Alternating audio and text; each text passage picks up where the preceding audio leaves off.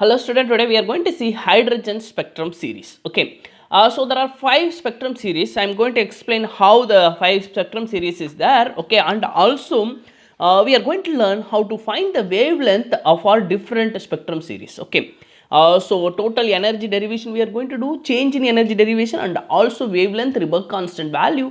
These are the discussions we are going to do in this video, and also we are going to do with the 5 spectrum series. Okay, this is what we are going to discuss.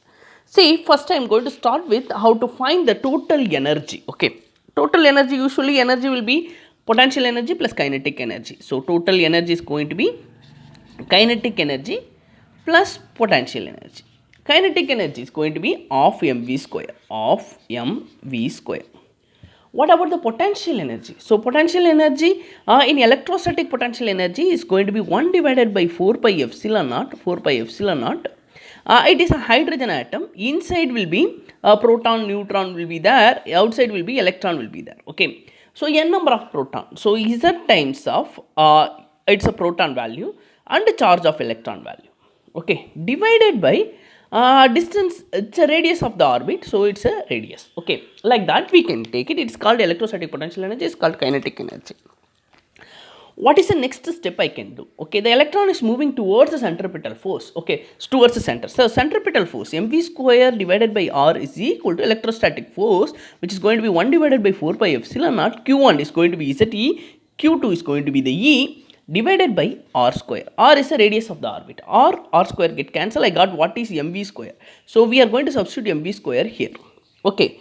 So then we'll get what is the energy. So total energy. Energy is equal to half times of mv square we know 1 divided by 4 pi epsilon naught. 1 divided by 4 pi epsilon naught. You can take it this as a k also. Ze square divided by r minus 1 divided by 4 pi epsilon naught Ze square divided by r. Okay, if you are doing common LCM, 2 is a common LCM divided by, so 2 into 4, 8 pi epsilon naught r. So it is Ze square minus just a cross multiplication 2 Ze square. I am taken LCM. So E is equal to minus Ze square divided by 8 pi epsilon naught r. So it is the energy we will get. Okay. So energy in the terms of radius is there. Okay. So already we know what is the radius. Okay. If you want this derivation, I am given in a description and also I am given in a iCard. Okay. So radius formula derivation, if you want, you can go and see in my playlist or description. Okay. So R is equal to radius of the electron. It is going to be, it's n square h square epsilon naught pi m z e square. It is a radius of the electron. Okay. So radius of the nth orbit. Just it is a energy for nth orbit. It is a radius for nth orbit. So radius I am going to substitute inside here. So total energy is going to be minus Ze square 8 pi epsilon naught r value n square h square epsilon naught divided by pi m Ze square. Okay, it is a denominator directly will go into the numerator. Okay, so total energy is going to be minus Z square e power 4, because Z is square e power 4 by its pi m will come. Okay, so denominator 8 pi epsilon naught n square h square epsilon naught, like that will get pi will get cancelled.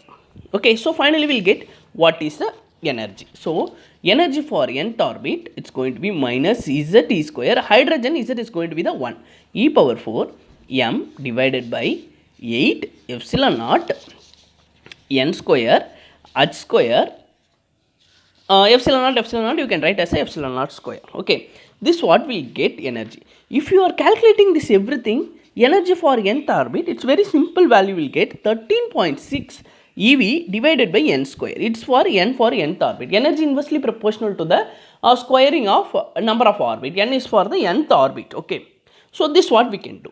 Otherwise we can find difference between two energy according to the second Bohr postulates. It's going to be change in energy is going to be H frequency, Planck constant times of frequency. So I am going to relate with wavelength also. So our ultimate aim, we are learning as a hydrogen spectrum series, we should find what is the wavelength. Okay. So like this we can write according to the second Bohr's postulates. Okay. So if I am taking N2, it's for energy 2, N1 is for energy 1. Just very simple. Okay. So E2 instead of E2 minus Z square e power 4 m divided by 8 epsilon naught square h square. Okay. So 1 divided by n2 square minus of minus 1 divided by n1 square. The same, but you will get as a minus extra is equal to h frequency. Okay, H frequency like this symbol or F symbol, whatever you want, you can write it. Minus minus is going to become as plus. This minus, if you are taken inside, N2 will become as a minus, N1 will become as a, this minus is going to become as a plus. Okay. Yeah, actually this minus will come here because E2 is a minus. So here we have the minus, is not a common minus, it's plus only, sorry. It is minus. So E1 minus E2, so here one minus will be there. This minus will become plus. Okay, so N1 will become plus, N2 will become minus. So Z square e power 4 m divided by 8 epsilon naught square h square. Okay, 1 divided by n1 square minus 1 divided by n2 square is equal to h frequency. So if you want frequency alone, h you can take it as a denominator. So here h will come, h cube we can write. Okay. So now I got what is the frequency. So frequency is equal to z square e power 4 m divided by 8 epsilon naught square h cube 1 divided by n1 square minus 1 divided by n2 square. Okay, I want wavelength. So frequency into wavelength is equal to c. If you want wavelength, so it's very simple. So this you can take it here, this you can take it here. Frequency divided by c. Frequency divided by c is equal to 1 by wavelength. So f divided by c, which is going to be called as a 1 divided by wavelength. Okay, so is equal to this whole equation divided by c, z square e power 4 m divided by 8 epsilon naught square h cube c 1 divided by n1 square minus 1 divided by n2 square. This fully we can call as a Ribach constant. So next step is a very simple. So this is all constant value, we can take it as a r. So if you Z is 1, E is the charge of electron, M is the mass of the electron, epsilon naught is 8.85 into 10 power minus 12, H is the Planck constant, C is the velocity of the light. If you are doing this calculation, I will get very simple value 1.09, otherwise you can take it approximately as a 1.1, okay, into 10 power plus 7 meter inverse. That's what we can have the Ribach constant. Okay, so now this everything I am taken as a R value. So finally 1 divided by wavelength is equal to R times of 1 divided by n1 square minus 1 divided by n2 square. This what we'll get as a final equation. Okay, this is for this equation we can use to find the wavelength. Okay, now we'll be seeing with the hydrogen spectrum series how we can find the wavelength of each series. Okay, as already I said, hydrogen spectrum series 5 series is there. Okay, first one is the Lyman series. Okay, it is n1 is equal to 1, 2, 3, 4, 5, 6, 7, 8. This many series we have. First I am taken as a Lyman series. See here, Lyman series. So, n1 will be always same. Okay, the electron is jumping from second, third, fourth, fifth, sixth, seventh, eighth. Okay, like that electron can be jump. Okay, so this n1 will be the same, but n2 will be the different for different level. Okay, so this I am taken as a Lyman series. The same 1 divided by wavelength is equal to R times of 1 divided by 1 square. Okay, only Lyman series you can take it like this because the first orbit is 1, but second orbit is, it may be 2, 3, 4, 5, 6 like that. Okay, it's going to be minus 1 divided by n square. Okay, Lyman series, this is a series, Lyman series. The electron is jumping from 8th orbit to first orbit means Lyman series. 7th orbit to first orbit, Lyman series. 3rd orbit to first orbit, Lyman series. 2nd orbit to first orbit, Lyman series. Okay, so this way means energy will be released, opposite way means energy will get absorbed. Okay, so now I know how to Lyman series is released. Okay, especially Lyman series, it will be emit the ultraviolet radiation. Okay, so ultraviolet, it's for ultraviolet. Okay, if you are doing calculation, maximum you will get as a ultraviolet range. Okay, next Balmer series. Second series is the Balmer series. See here Balmer series, n1 will be 2, okay, the electron is jumping from third orbit to second, fourth orbit to second, fifth orbit to second, sixth to second, seventh to second, eighth to second. It's called Balmer series, okay. So same equation, 1 divided by lambda is equal to r times of 1 divided by 2 square minus 1 divided by n square, okay. Here this is constant, 2 is constant, but electron can be jumped from 3, 4, 5, 6, 7, 8, whatever, okay. Next one is the Paschen series.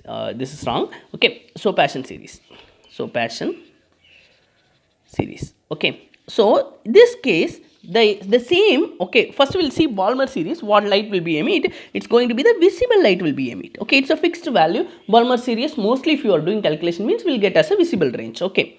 So Paschen series, 1 divided by lambda is equal to r times of 1 divided by it's going to be 3 square minus 1 divided by n square, the electron is jumping from fourth to third, fifth to third, sixth to third, seventh to third, eighth to third, okay.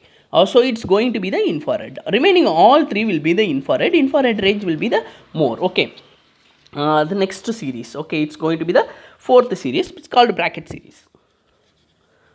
Bracket series.